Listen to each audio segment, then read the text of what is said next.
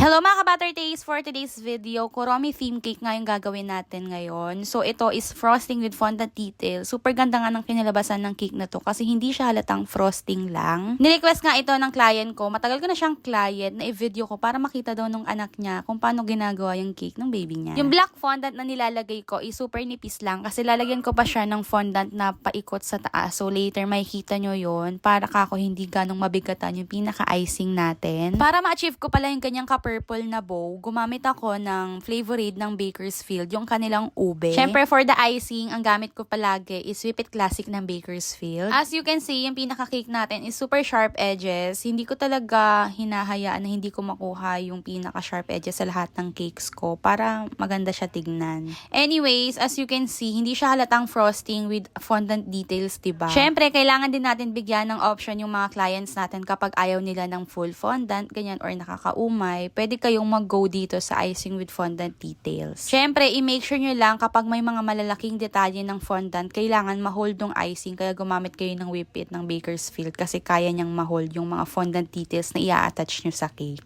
So, ito, finishing touches na lang tayo. Naglalagay na tayo ng silver dragées. Tapos, ito na pala yung finished product. O, diba, hindi halatang frosting with fondant details. Yun lang, maraming salamat. Bye!